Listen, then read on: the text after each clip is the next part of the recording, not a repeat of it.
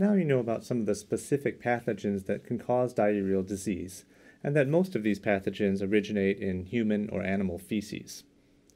Well, there are so many different pathogens, it's impractical to try and measure them all.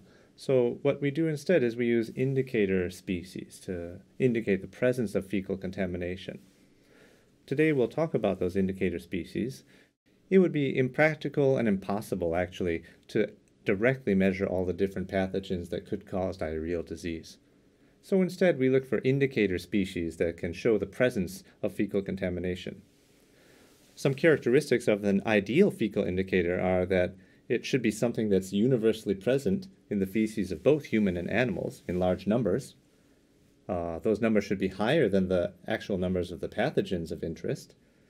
And the indicator should not be harmful or pathogenic in itself. It should be something that's readily detected using simple, inexpensive methods. And it should also persist in the environment or water in a similar manner to fecal pathogens.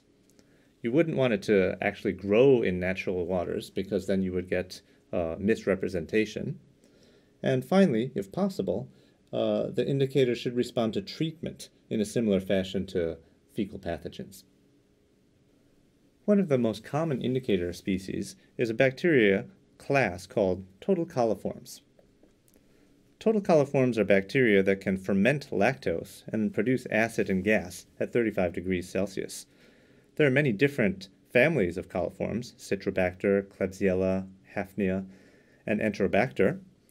And for this reason, total coliforms is not really useful as a fecal indicator because many of these bacteria have non-fecal sources. However, total coliforms can be useful for operational monitoring to demonstrate, for example, the effectiveness of treatment or overall cleanliness and integrity in a distribution system. Thermotolerant coliforms, as their name implies, can tolerate heat, and these are a subset of the total coliform class. Thermotolerant coliforms are what used to be called fecal coliforms, and they can ferment lactose within 48 hours at 44 degrees Celsius. Feces contain a large number of thermotolerant coliforms, but there are some indications of non-fecal sources of thermotolerant coliforms, such as Klebsiella and some species of Enterobacter. Also, there's evidence that thermotolerance, under some conditions, can grow or die off in water at ambient temperatures. So it's not a bad indicator, but it has some limitations. Escherichia coli, or E. coli, is one specific species of thermotolerant coliforms that is generally agreed to be the most suitable indicator of fecal contamination. There's some possibility that E. coli may grow in the environment in tropical settings, and it is only moderately persistent, so the absence of E. coli doesn't necessarily mean the absence of fecal contamination. However, on balance, considering all the different ideal characteristics of an indicator bacteria, E. coli is considered to be the best available option. Indicator bacteria are usually reported in terms of the number of counts or colonies in a 100 milliliter sample.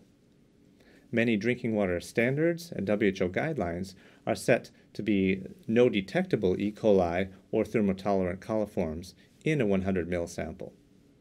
You can consider that water that has higher levels of indicator bacteria is probably more likely to have higher levels of fecal contamination, though there's not a very clear correlation between indicator bacteria and pathogens on the other hand.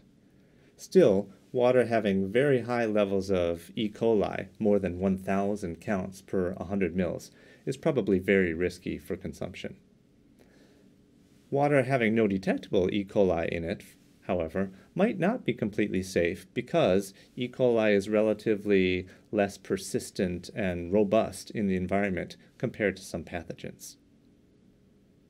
For this reason, it would be preferable to combine a measure of water quality, such as an E. coli measure, with some kind of assessment of the system safety, like a sanitary inspection, which identifies a number of risk factors at a water source.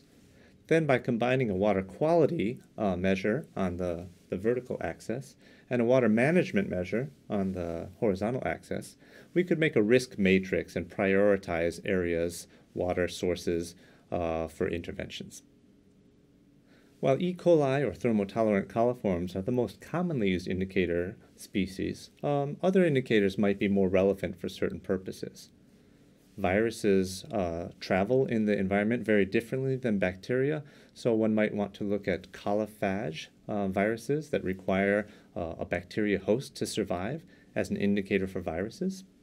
Fecal streptococci are more hardy, robust bacteria compared to E. coli, so they could persist longer in the environment and maybe be a better indicator of long-term fecal contamination. Traditionally, methods for enumerating fecal streptococci have been more complicated, but this is changing with the development of new methods. Finally, protozoa can be very resistant to disinfection, to heat, to chlorine, to ozone, so E. coli is not a good indicator for treatment efficacy. But some bacteria, like Clostridium perfringens or some Bacillus species, can form spores which are roughly similar in size and resistance to some protozoan pathogens. Now let's focus in on those pathways between feces and faces that involve water. We can think about a safe water chain with different stages where contamination could be introduced. Contamination could occur at the water resource itself or during delivery to the consumer. Fecal matter can also be introduced during the collection and transport of water if the source is outside the home. When water is stored inside the household, it could become contaminated. And finally, the drinking water vessel itself, a cup or a glass, might be dirty and introduce fecal matter. Now let's look at an illustration of these different stages in a safe water chain. First, the water resource itself can be contaminated from contact with human or animal feces. Surface water often contains fecal bacteria, but even groundwater aquifers can be contaminated by inadequately managed sanitation.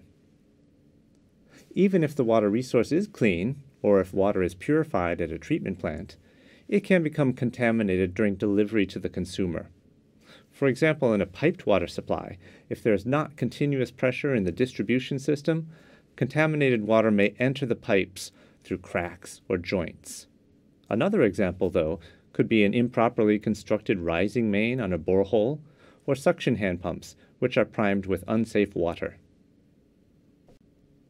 The point of collection itself can be contaminated. Think of a communal tap or borehole spout, which is handled and contacted by adults, children, and even animals.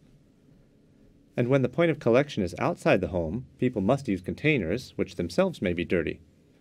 And people often rinse containers and wipe them with their hands before filling them up. But if their hands are not clean, this may not help at all. The containers must then be transported back to the household, giving another opportunity for contamination. Open containers are especially vulnerable because it's easy to contact the water with hands during lifting and carrying, and also dust or insects can enter an uncovered container. Once the water is taken to the household, it is often transferred to another container and may be stored unhygienically in open containers or on the floor where children and animals can introduce pathogens.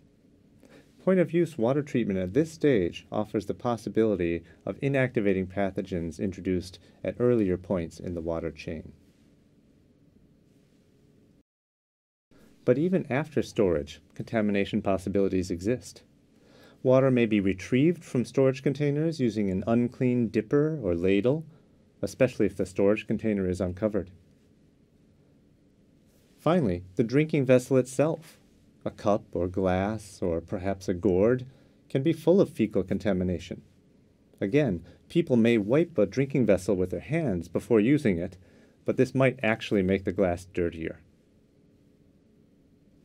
So there are many opportunities for contamination between the original source of drinking water and the actual point of consumption. A big advantage of household water treatment is that it offers the possibility of removing any contamination that is introduced at the water resource, the delivery system, or through collection and transport. Many household water treatments don't prevent recontamination, so it is important to have safe storage after a treatment step. And likewise, good hygiene, especially washing hands with soap, is important to minimize the possibility of clean drinking water becoming contaminated just before consumption by using a cup or glass that is fecally contaminated. So in this module, we've talked about different indicators of fecal contamination and how E. coli is the preferred indicator bacteria.